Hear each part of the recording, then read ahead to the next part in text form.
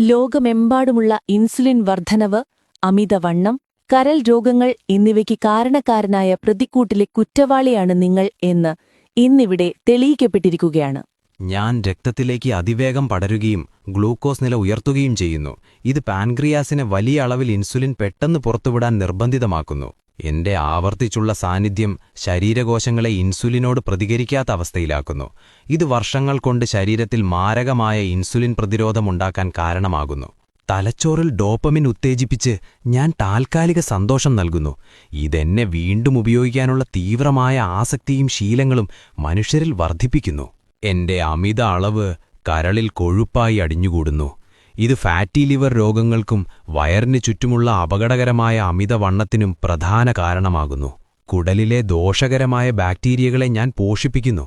ഇത് ശരീരത്തിന്റെ സ്വാഭാവിക സന്തുലിതാവസ്ഥ തകർക്കുകയും ആന്തരിക വീക്കം പല അവയവങ്ങളിലായി വർദ്ധിപ്പിക്കുകയും ചെയ്യുന്നു.